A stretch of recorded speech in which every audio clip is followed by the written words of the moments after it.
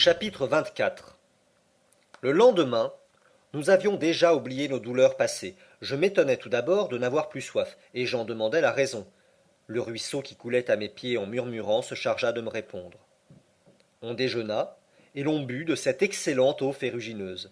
Je me sentais tout ragaillardi et décidé à aller loin. Pourquoi un homme convaincu comme mon oncle ne réussirait-il pas avec un guide industrieux comme Hans et un neveu déterminé comme moi? Voilà les belles idées qui se glissaient dans mon cerveau. On m'eût proposé de remonter à la cime du Sneffels, que j'aurais refusé avec indignation. Mais il n'était heureusement question que de descendre. Partons, m'écriai-je, éveillant par mes accents enthousiastes les vieux échos du globe. La marche fut reprise le jeudi à 8 heures du matin. Le couloir de granit, se contournant en sinueux détours, présentait des coudes inattendus et affectait l'imbroglio d'un labyrinthe. Mais en somme, sa direction principale était toujours le sud-est. Mon oncle ne cessait de consulter avec le plus grand soin sa boussole pour se rendre compte du chemin parcouru. La galerie s'enfonçait presque horizontalement, avec 2 pouces de pente par toise, tout au plus. Le ruisseau coulait sans précipitation en murmurant sous nos pieds. Je le comparais à quelque génie familier qui nous guidait à travers la terre, et de la main je caressais la tiède naïade dont les chants accompagnaient nos pas. Ma bonne humeur prenait volontiers une tournure mythologique.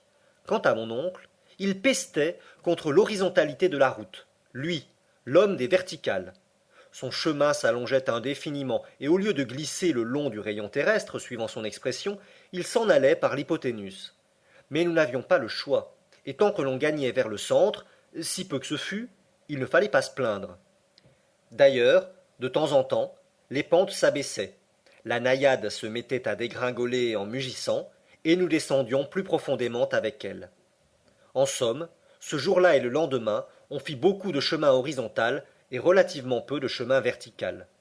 Le vendredi soir, 10 juillet, d'après l'estime, nous devions être à 30 lieues au sud-est de Reykjavik et à une profondeur de 2 lieues et demie.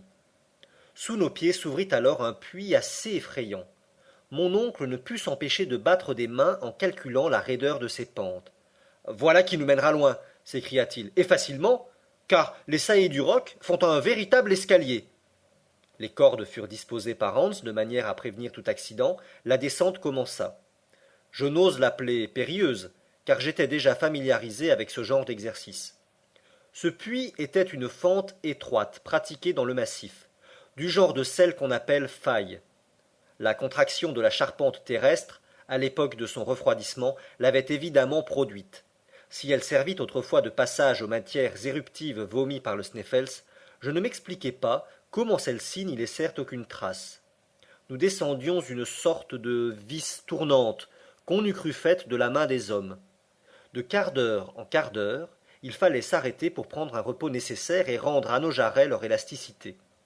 On s'asseyait alors sur quelques saillies, les jambes pendantes, on causait en mangeant, et l'on se désaltérait au ruisseau. Il va sans dire que dans cette faille, le Hansbach s'était fait cascade au détriment de son volume. Mais il suffisait, et au-delà, à étancher notre soif. D'ailleurs, avec les déclivités moins accusées, il ne pouvait manquer de reprendre son cours paisible. En ce moment, il me rappelait mon digne oncle, ses impatiences et ses colères, tandis que par les pentes adoucies, c'était le calme du chasseur islandais. Le 11 et le 12 juillet, nous suivîmes les spirales de cette faille, pénétrant encore de 2 lieues dans l'écorce terrestre, ce qui faisait près de 5 lieues au-dessous du niveau de la mer. Mais le 13, vers midi, la faille prit dans la direction du sud-est une inclinaison beaucoup plus douce, environ de 45 degrés. Le chemin devint alors aisé et d'une parfaite monotonie. Il était difficile qu'il en fût autrement. Le voyage ne pouvait être varié par les incidents du paysage. Enfin, le mercredi 15, nous étions à 7 lieues sous terre et à 50 lieues environ du Sneffels. Bien que nous fussions un peu fatigués, nos santés se maintenaient dans un état rassurant et la pharmacie de voyage était encore intacte. Mon oncle notait heure par heure les indications de la boussole, du chronomètre, du manomètre et du thermomètre, celles-là même qu'il a publiées dans le récit scientifique de son voyage. Il pouvait donc se rendre facilement compte de la situation. Lorsqu'il m'apprit que nous étions à une distance horizontale de 50 lieues, je ne pus retenir une exclamation. Qu'as-tu donc demanda-t-il. Rien, seulement je fais une réflexion. Laquelle, mon garçon? C'est que, Si vos calculs sont exacts, nous ne sommes plus sous l'Islande. Crois-tu? Il est facile de nous en assurer. Je pris mes mesures au compas sur la carte. Je ne me trompais pas, dis-je. Nous avons dépassé le cap Portland, et ces 50 lieues dans le sud-est nous mettent en pleine mer. Sous la pleine mer, répliqua mon oncle en se frottant les mains. Ainsi, m'écriai-je, l'océan s'étend au-dessus de notre tête. Bah, Axel, rien de plus naturel? N'y a-t-il pas à Newcastle des mines de charbon qui s'avancent au loin sous les flots? Le professeur pouvait trouver cette situation fort simple. Mais la pensée de me promener sous la masse des eaux ne laissa pas de me préoccuper. Et cependant, que les plaines et les montagnes de l'Islande fussent suspendues sur notre tête ou les flots de l'Atlantique, cela différait peu en somme, du moment que la charpente granitique était solide. Du reste, je m'habituai promptement à cette idée, car le couloir, tantôt droit, tantôt sinueux, capricieux dans ses pentes comme dans ses détours, mais toujours courant au sud-est et toujours s'avançant davantage, nous conduisit rapidement à de grandes profondeurs.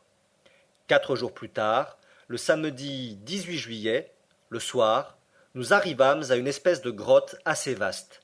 Mon oncle remit à Hans ses 3 rixdales hebdomadaires, et il fut décidé que le lendemain serait un jour de repos.